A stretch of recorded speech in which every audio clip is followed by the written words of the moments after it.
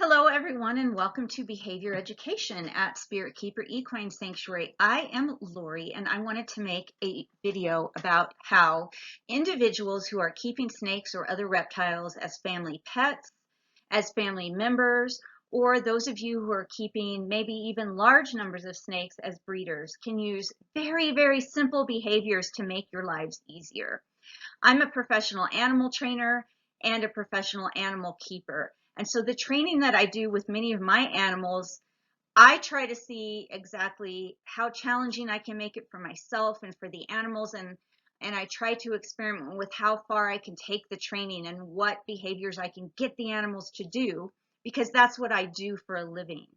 However, it doesn't have to be that way. And I don't want people who have maybe just a few animals or even one animal as a family member to be put off by training and think that there aren't very simple behaviors that you can train your snake to do that can completely change the relationship you have with that animal and make your lives a lot better.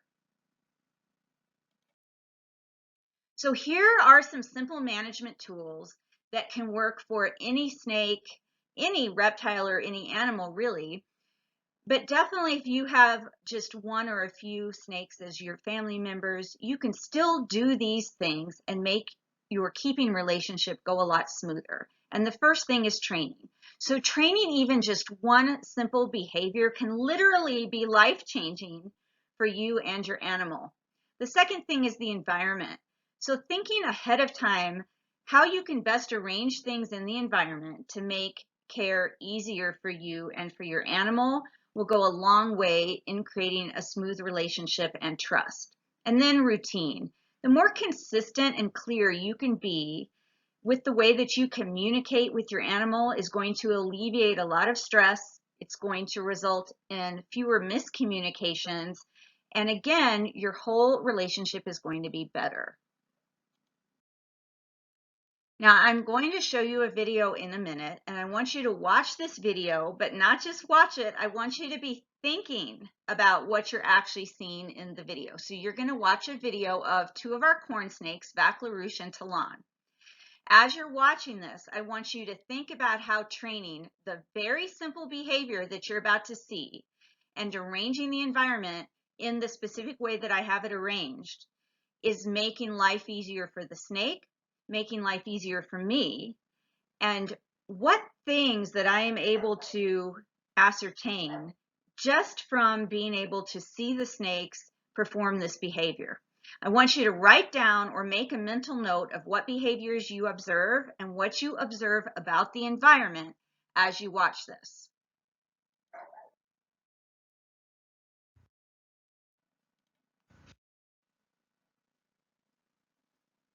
This is Vac LaRouche. He's about a 6-month-old corn snake that came from Silent Hill Reptiles. Now, if you look at the very top of the picture where the dog's head was, he's actually sticking his head out of one of his hide boxes, but he's looking away from the camera. He was actually, I think, looking at the dog. And here I'm presenting him a target, and you see his head turn around, and he's coming now towards the target. This is called a lollipop target, and you can order these through various different animal training sites, and there's a link to these targets on my website. He followed the target partially out of his hide. He looked at it. He paused because I stopped the motion of the target, and then I deliver reinforcement and he takes it. That is the end of that behavior. This is another corn snake. His name is Talon. He is 3 years old. He's going on 4 years old in 2021. He's up there in his elevated sky hide. He sees the target. He's moving towards the target. Again, this is another green lollipop target. Green is one of the colors that corn snakes can see, and I deliver reinforcement. And that is the end of that video. So hopefully you wrote down what you saw or you made a mental note of everything that you saw. And we're going to talk about that right now. Okay, now let's talk about what you saw. Let's see if you wrote down or made a mental note of the same things that I'm going to list here. So here's what you saw, hopefully. Successful targeting behavior. Both of the snakes perceived the target. Both of the snakes came out of hiding. Both of the snakes oriented towards the target. Both of the snakes followed the target. And then the keeper delivered reinforcement. And positive reinforcement was used in the form of a primary reinforcer. And that means that I delivered a food reinforcer at the end of the behavior. Now, what did you see in the environment? The hides can double as shift boxes. I will talk about that in just a minute. And the water dishes in both cases were located adjacent to the doors. Hopefully you saw those things when you watched the video. So how is this helpful? How is the snake simply looking at and following the target a few inches helpful for us as keepers? Well, here's how. Now you know several things. You know where your snake is located within the enclosure.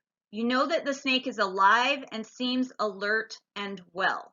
Because if they weren't alert and feeling well, they would not have oriented towards the target, responded to it in any way, or moved towards it. I have actually discovered a couple of my snakes have not been feeling well because they didn't engage in a training activity. So we know those things. We know where the snake is, and we know that they're alive, and we know that they're alert and well.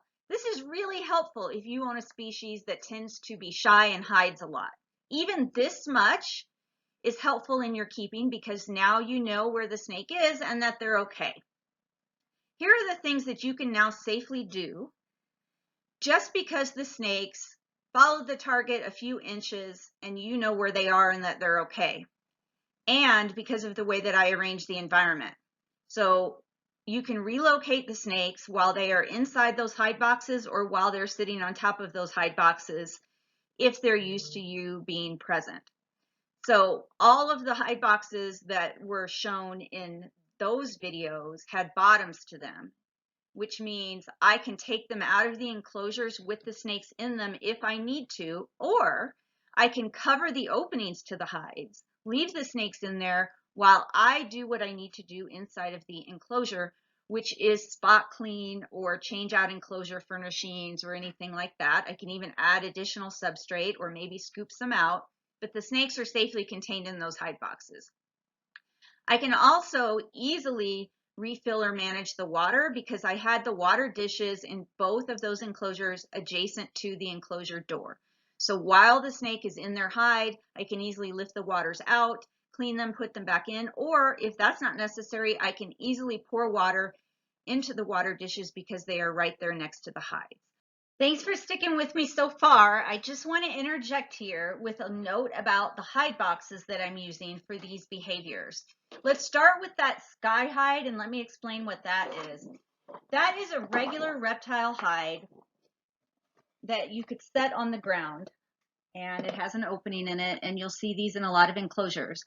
But you can buy this track that attaches to the top of your enclosure, and then the sky hide just slides into it.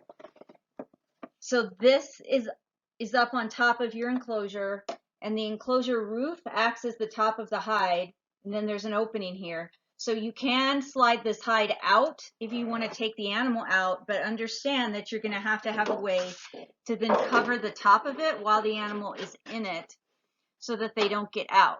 And whether you take the whole hide out or not, you're going to want a way to cover the opening while the animal's inside it if you're using it for containment or if you're using it as a shift. The other hides that I had in the enclosures were just, for example, food storage containers, just like this one that I've cut a hole in. I've also used these snapping top bins, and this is an example of one that I've cut a hole in the side of, and I use these as hides. You can use those same snapping lock bins and cut a hole in the top. And then this is something that I also use that's pretty convenient. This is an empty laundry soap container that contains those laundry pods. This is an empty one. It's plastic, so it's easy to clean and disinfect. It has this flat side, so you can lay it down right in the snake's enclosure, and they can use it as a hide, and it has these really convenient handles on the side.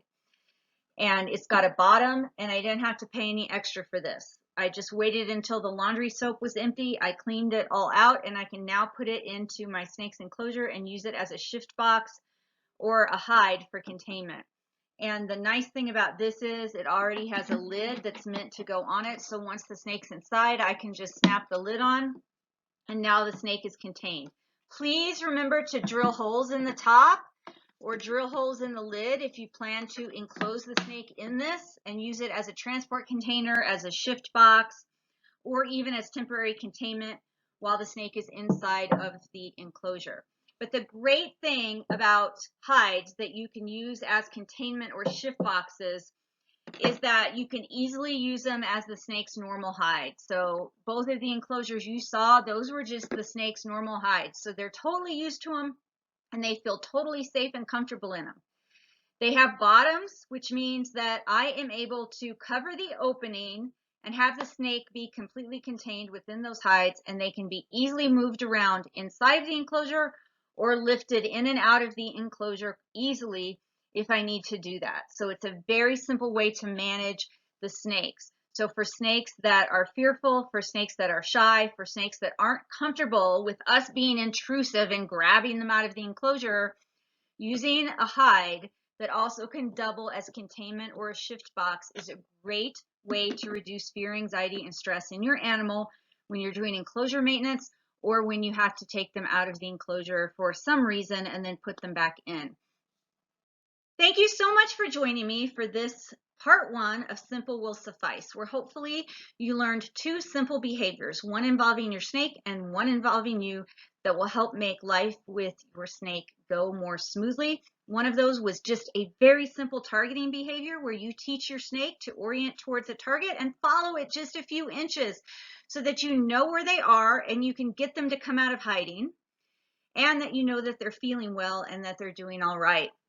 The second behavior is on you, and that's you setting up your snake's environment so that it makes ease of care more simple for you, just by doing things like putting water dishes close to the enclosure doors or using hide boxes with bottoms that can double as shift boxes. It's going to make your keeping a lot easier, and it's going to reduce fear, anxiety, and distress in your animal and keep you safer as the caretaker. If you have any additional questions, you can always email me at behavioreducationllc@gmail.com. Contact me through my website at behavioreducation.org or message me on social media, which includes YouTube, Instagram, and Facebook.